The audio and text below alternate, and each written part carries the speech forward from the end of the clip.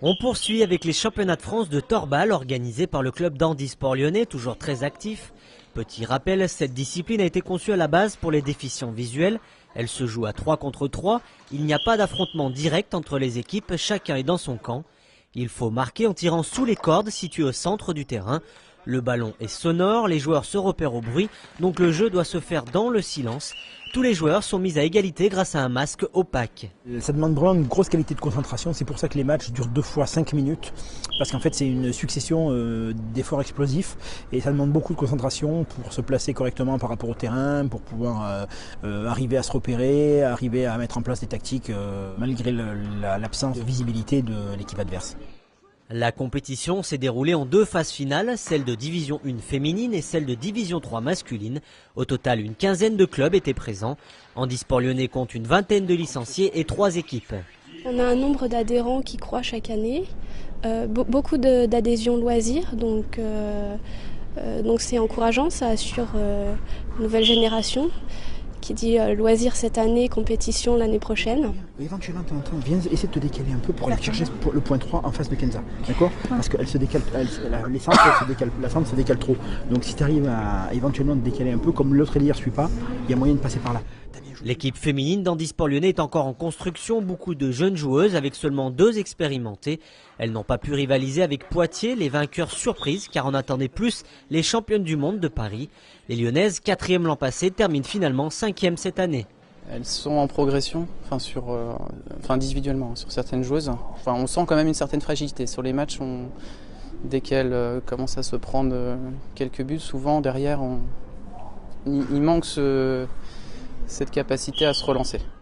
Sur le plan national, le torbal stagne en termes de licenciés. La faute au développement du goalball avec un ballon plus gros, qui est un sport paralympique et donc évidemment plus attrayant. La France compte actuellement une quarantaine d'équipes de torbal, 32 chez les hommes et seulement 8 chez les femmes. Pour recruter, la discipline a donc été ouverte aux voyants qui peuvent participer aux compétitions nationales. Mais le problème du recrutement s'explique aussi par la législation. Depuis 2005, les enfants déficients visuels peuvent suivre une scolarité classique et donc ne plus faire partie des centres spécialisés à l'origine du développement du torbal. Ce qui fait qu'on a de moins en moins dans les centres adaptés pour les déficients visuels, de moins en moins d'élèves en interne. Donc de moins en moins d'élèves qui pratiquent le sport dans ces écoles et qui pratiquent donc de surcroît le torbal. Oh bien les gars, bravo Samy, bravo Cédric. Moi je suis trop content. Bravo Nice. Chez les hommes, la réserve d'handisport lyonnais remporte le tableau de 3e division devant Nice. Une belle récompense pour les organisateurs. Mais si le torbal n'est pas représenté aux Jeux paralympiques, il n'en reste pas moins très populaire. La discipline est la plus pratiquée par les personnes non ou malvoyantes. En fait, j'aime être dans le noir à la base. Et en fait, me repérer dans l'espace en voyant rien du tout.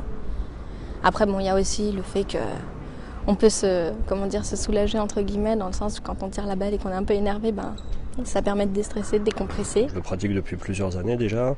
C'est un sport où il y a beaucoup de mouvements, c'est très dynamique, c'est très tonique. C'est un sport essentiellement aussi intéressant parce qu'il y a des aspects collectifs. Donc c'est vrai que c'est rare de retrouver ça dans des pratiques sportives pour déficients visuels. Ce magazine vous a peut-être donné envie de vous mettre au sport. Voici les coordonnées du torbal dans le club d'handisport lyonnais. Tiffaine Lebourg, la présidente, vous attend au 06 29 79 64 60. Si l'association Un maillot pour la vie vous a touché, vous pouvez faire des dons ou devenir adhérent. Renseignements sur le site internet unmaillotpourlavie.com. N'oubliez pas le comité du Rhône Handisport, toujours à votre disposition pour toute question. Enfin, la Ligue Rhône-Alpes Handisport organise des manifestations ou des sorties, alors n'hésitez pas. C'est la fin de ce magazine consacré au sport pour tous. Rendez-vous le mois prochain. En attendant, faites du sport.